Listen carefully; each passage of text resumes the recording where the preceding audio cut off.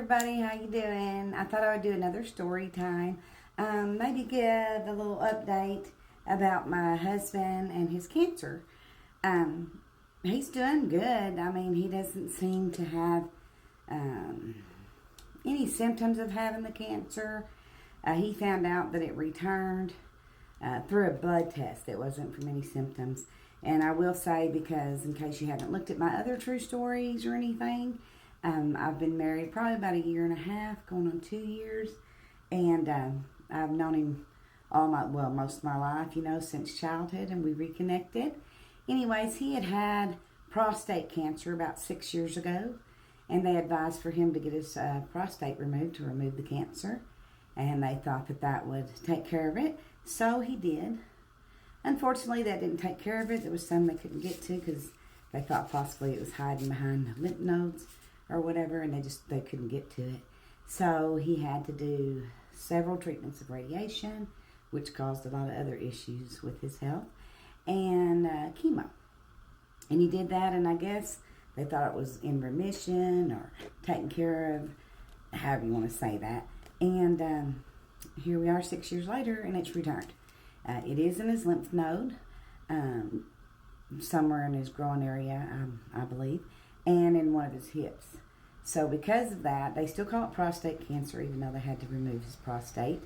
So it is stage 4, advanced recurring metastatic prostate cancer, I believe.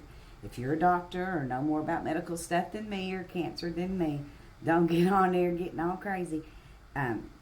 This is pretty much what I know. I'm not a genius in the cancer field, that's for sure. I'm just telling you what we know. So he is on a cancer treatment. It's a hormone medication that he has to take daily, probably for the rest of his life. But I'm just glad that he's tolerating the medicine. It's not caused any problems that we could tell. No hair loss or anything like that, or sickness and stuff. And so he's had his blood test since he's taken it, and it had the numbers, for the cancer numbers, the PSA numbers, have gone down extremely far just from taking this medicine. So that means it's stopping the growth. So the medication stops him from building up testosterone like most men would. This type of cancer feeds off testosterone. Therefore, since it stops it from making the testosterone, there's nothing for it to feed off of, and so it stops the growth. Yes, he still has the cancer in both places, but no, it's not growing, and therefore it shouldn't spread, as far as I know, unless someone else knows something different, but as far as I know. So his doctor, his oncologist, wanted to have a biopsy done, and I believe that's to see just how aggressive the cancer is and everything, exactly what type and all that from the biopsy. Well, he was going to be scheduled to have that done. He was excited. But in the meantime, while he's been going to the doctors through all this cancer stuff, they found out that he had a blockage in one of his arteries in his heart, and he had to get a stent. So he got the stent, and they put him on blood thinners. Well, as a lot of people may know, you can't be cut on or have any kind of surgery or major things like that, or be put to sleep, certain things like that when you are on blood thinners, because it's dangerous. So they have to take you off the blood thinners for a week or two.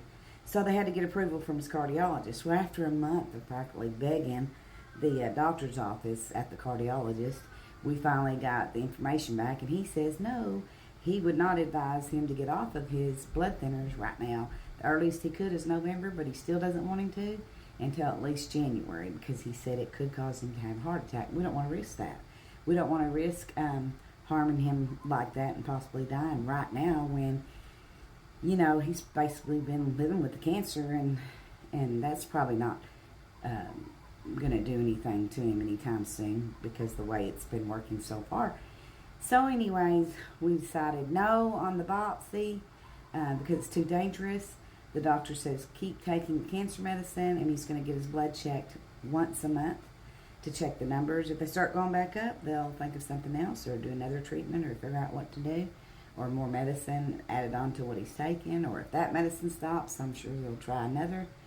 And so that's where we are on that. It does sound kind of crazy and bad, but like I said, from what we noticed, he's not really having any bad symptoms like you would think of a cancer person who's losing their hair and throwing up all the time, or sick, or not feeling well. He does tire easier.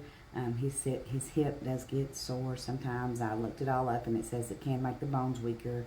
So he needs to be careful, so that he doesn't, if he was to fall, he could break a hip. We don't want that. That's more problems. But for the most part, he's doing well. He's living a good life for his age, and, he's fatigued a lot and different things like that, but that also could be from the radiation in the past, because it did a lot of damage on his insides. I don't know if y'all realize or not, but radiation kind of scalds you. It's kind of like putting parts of your body into the microwave and cooking it. And so it did some damage to the lining of his bladder, the lining of his colon, just many things. Anyway, so that's the update on that. Whenever I have any more news, I'll come on here and do it again. I appreciate all of my friends here praying for him and thinking about him and me.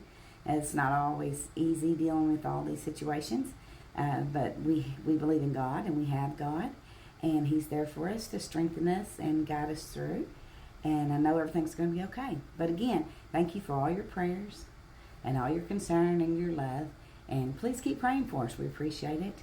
If you want to put us on your prayer list at your church, or just pray for us yourself or anything, it's so appreciated. I really believe in the power of prayer. Okay, well, I hope everyone has a good rest of your Sunday. Thanks for listening to this, if you did. And like it.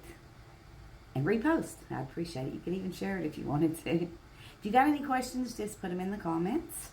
If I have the answer, I'll surely give them to you. Have a good evening. Bye.